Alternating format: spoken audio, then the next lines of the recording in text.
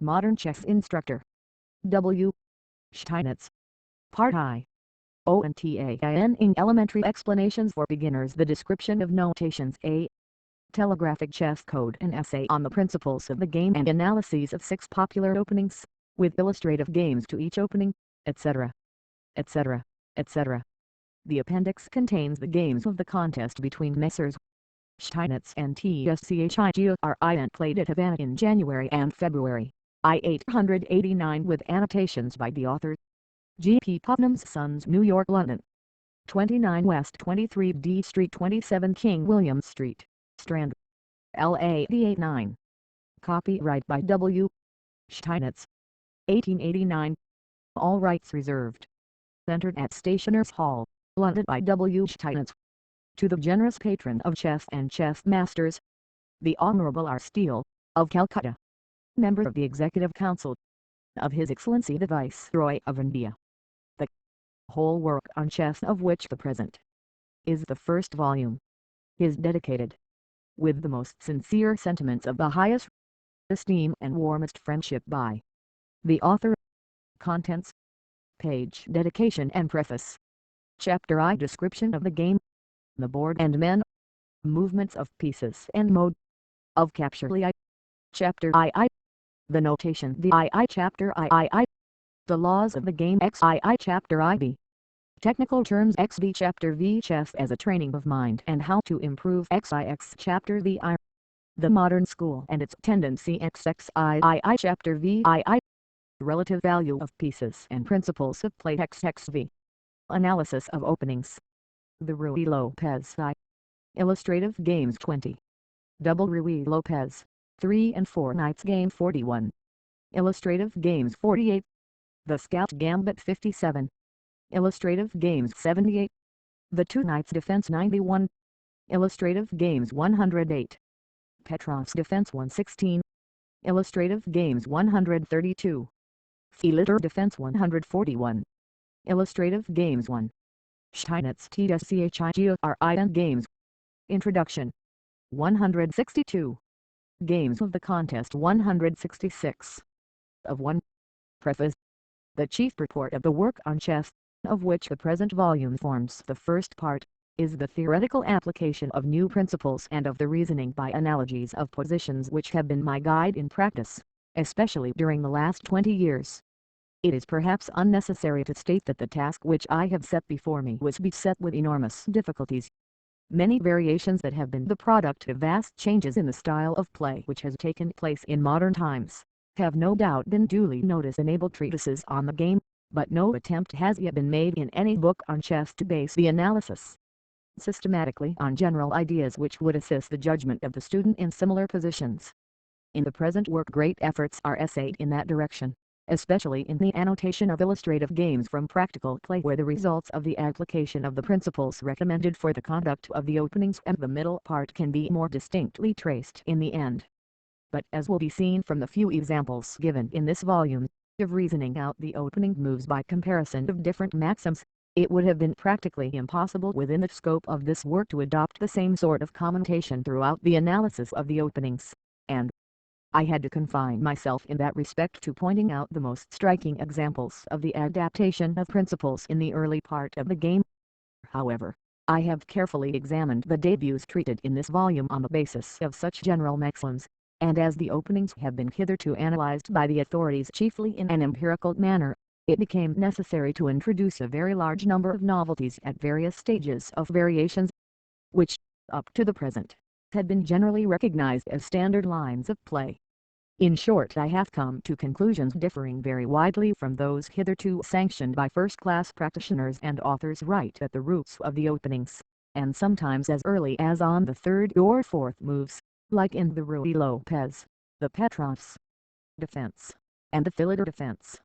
The analysis of the openings had therefore to be entirely remodeled in many instances in which new ideas are developed that have never been put to any practical test. Most of the experimental deductions which I introduce to students of the game, must therefore be regarded only as imaginary examples of tactics and strategy which I trust will in the main afford good instruction to the reader, but cannot lay any claim to absolute accuracy.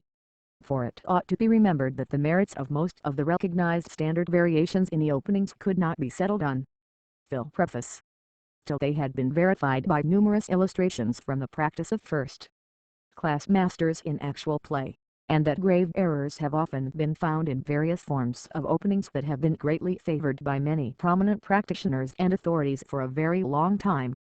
Under those circumstances I must expect that occasionally some shortcomings of demonstrations, such as quicker ways of winning or drawing, and perhaps some faults of judgment may have crept into some of the numerous original lines of play, which after conscientious examination, to the best of my ability, I have thought it my duty to introduce into this treatise. But I trust that such flaws will be found in a minority by far, and that at any rate the innovations which I propose will give material for practical trials and theoretical researches that will be useful for the development of our scientific pastime.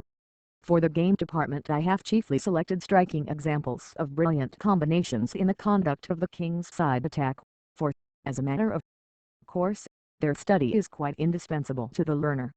As only very few of the innovations which I propose have been tested in actual play, it is only natural that I could not give many practical illustrations of the application of modern principles.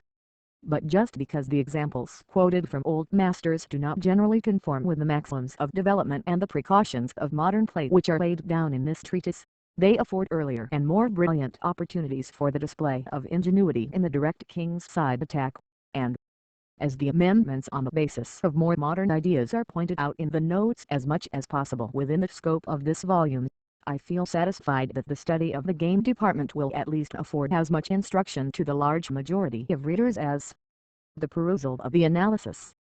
As far as practicable, I have endeavored to supplement in the examples from actual play any important variations that had been omitted in the main analysis. As regards the arrangement of the matter presented in this volume, I have introduced several new improvements with the view of giving greater facilities for following the analysis and studying the illustrative games. The most notable novelties in that respect are the repetition of the numbers of moves in each column and the addition of diagrams in the analytical pages, which I trust will have the desired effect. The various authorities quoted in this treatise have been of great assistance to me in forming the outlines of this treatise, and I am also much indebted to them for some parts of my analysis and annotations, as well as for the greater portion of the selected games.